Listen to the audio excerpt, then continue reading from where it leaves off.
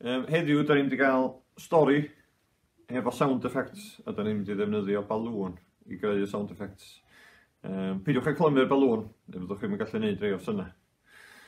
So, stori di hon am ddiwrnod pan ath na griw ohona ni o Hafodlon am dro i'r zoo.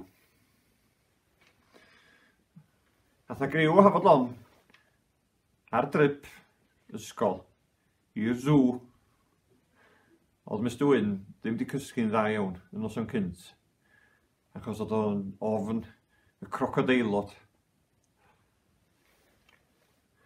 Pan ddaren nhw gyrraedd y zoo, oedd na rei o'r plant eisiau mynd i weld y nadroedd.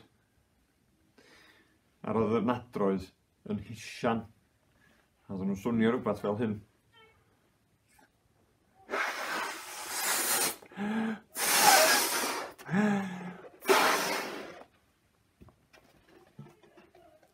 Ar ôl gweld y nadroedd, oedd pawb di dychryn braidd, yn cynnwys Mr Wyn. Mi ath pawb draw i weld y gorillas, ac mi oedd na un gorilla mawr. Oedd ei gefn o'n cosi, ac oedd o'n crafu gefn yn erbyn y cage, a mi oedd o'n swnio fel hyn.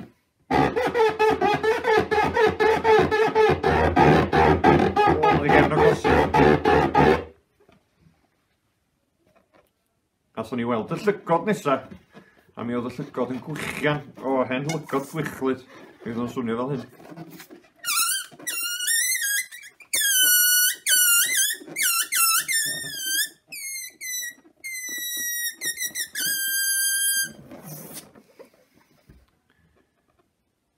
Mi oedd Guto Meredydd eisiau gweld yr eliffant. So mi athon ni draw i weld yr eliffant mawr. Oedd yn chwsu i drwnc fel hyn.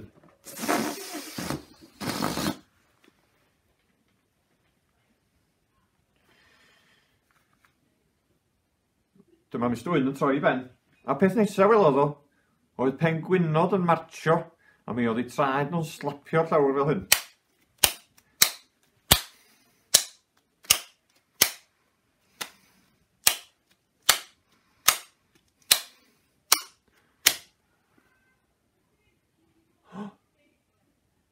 Peth nesaf,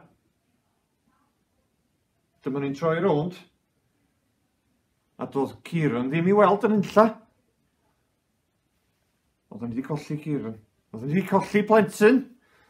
Oedd Mr Wyn di panig yn lan, dyma fo'n rhedag rownd a rownd y sŵ, nes oedd allan o wynt.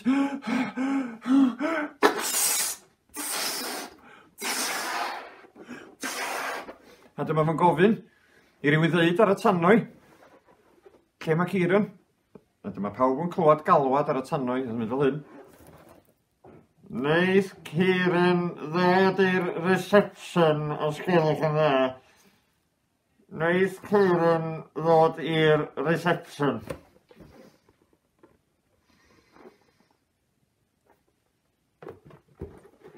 Homio Ciron. Di bod yno ar hyd yr amser. Doedd o'm ar goll o gwbl. Jyst bod wedi prynu het newydd. A doedd neb yn abod o. Ta waeth. Oedd na gwbl mwy o anifeiliaid i weld yn y zoo.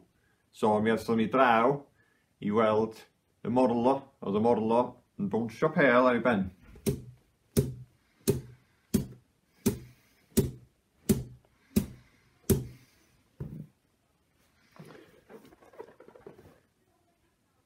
Oedd Mr Wyn yn teimlo'n stres braidd. So mi ddaru ni fynd i ista lawr wrth y pwll chwiad.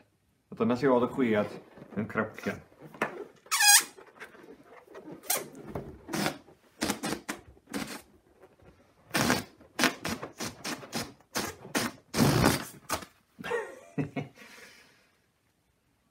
Ac yn ola,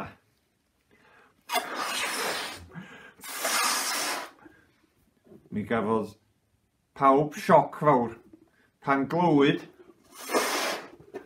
sŵn gwn. Gwn yn saethu. Oedd pawb di dychryn am ei bywyda. Ond ydych chi'n gwybod be oedd o? Oedd na babŵn wedi cael gafal ar balŵn a wedi byrstio hi, just fel yna. Dyna ni ddiwedd y stori. Fedrwch chi ella cael go ar wneud y stori yna, wneud y syna yn y stori yna. Neu, os da chi isio, mi fedrwch chi wneud stori bach eich hun a gwneud syna sound effects efo balŵn i gyd fynd efo'r stori. A ffilmio fo, os da chi isio, a gyrra fo fewn. So hynny'n gret, swn i'n modd gweld eich storiau chi. Hwyl am y tro, wyl eich chi fi yn gobeithio. Ta-ra.